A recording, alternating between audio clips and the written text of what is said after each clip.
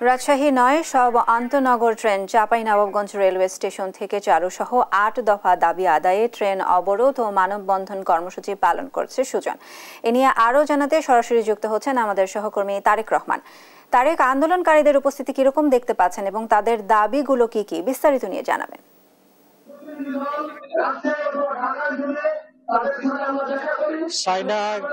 আন্তনগর, Banalata express, Padma, Silchar, ধূমকেতু, মধুমতি সহ যে সকল ট্রেনগুলো রাজশাহী পর্যন্ত আসে সেই ট্রেনগুলো যেন চাঁপাইনবাবগঞ্জের শেষ সীমান্ত একেবারে পর্যন্ত যেন সম্প্রসারণ করা হয়, এই দাবি নিয়ে কিন্তু চাঁপাইনবাবগঞ্জের সব শ্রেণী পেশার মানুষ কিন্তু বেশ কয়েকদিন ধরে আন্দোলন চালিয়ে যাচ্ছে। তারা দাবি জানাচ্ছেন চাঁপাইনবাবগঞ্জের মানুষকে অত্যন্ত কষ্টের সঙ্গে কিন্তু এই সড়ক দিয়ে বা বিভিন্ন মাধ্যম দিয়ে যাতায়াত করতে হয়।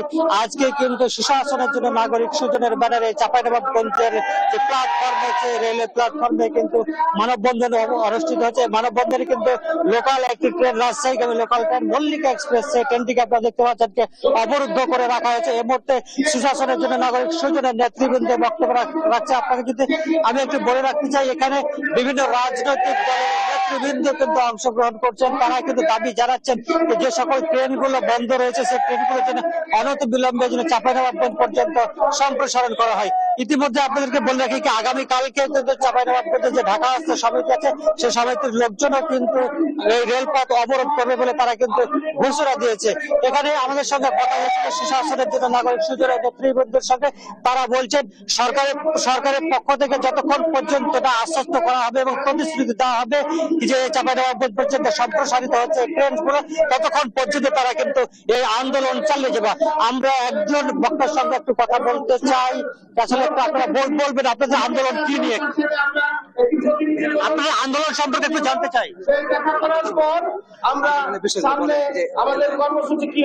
প্রিয় সাংবাদিকবৃন্দ, আপনারা ইতিমধ্যে অবগত হয়েছেন চাঁপাইনবাবগঞ্জে বসবাস করেন 17 থেকে 18 লক্ষ লোক। এখানকার 5টি উপজেলা, 4টি পৌরসভা, 4টি পৌরসভা সহ এখানে অর্থনৈতিক স্বাবলম্বন করার জন্য এখানে গুরুত্বপূর্ণ ভূমিকা রাখছে। আজকে জনপ্রতিনিধি হিসাবে আপনাদের সম্মুখে আমি বলতে চাই, আজকে 18 লক্ষ লোক চাঁপাইনবাবগঞ্জের মানুষ এই গণদাবির সাথে ঐক্যতা ঘোষণা করছে। আপনি শুনছিলেন কি এখানকার একজন জামায়াত ইসলামী নেতা বলছিলেন যে চাঁপাইনবাবগঞ্জে প্রায় 18 লক্ষ মানুষের জন্য একটি মাত্র বনলতা ট্রেন আছে ঢাকাগামী, সেটা তো কিন্তু মাত্র 60 থেকে 68টি সিট বরাদ্দ থাকে। এক্ষেত্রে কিন্তু চাঁপাইনবাবগঞ্জে যারা যাত্রী থাকে তারা কিন্তু বিড়ম্বনাতে পড়তে হয়, তাদেরকে বিভিন্ন বাহনে তাদেরকে যাতায়াত করতে হয়। আমরা যে বিষয়টি জানতে পারছি যে বিগত ফ্যাসিস্ট সরকারের যে রাজশাহী সিটি কর্পোরেশনের মেয়র ছিল খায়রুজ্জামান লিটন, ওই লিটনের ইন্ধনে এবং বাস মালিক সমিতির ইন্ধনে কিন্তু এই ট্রেনগুলো বিশেষ করে বন্ধ রাখা হয়েছিল।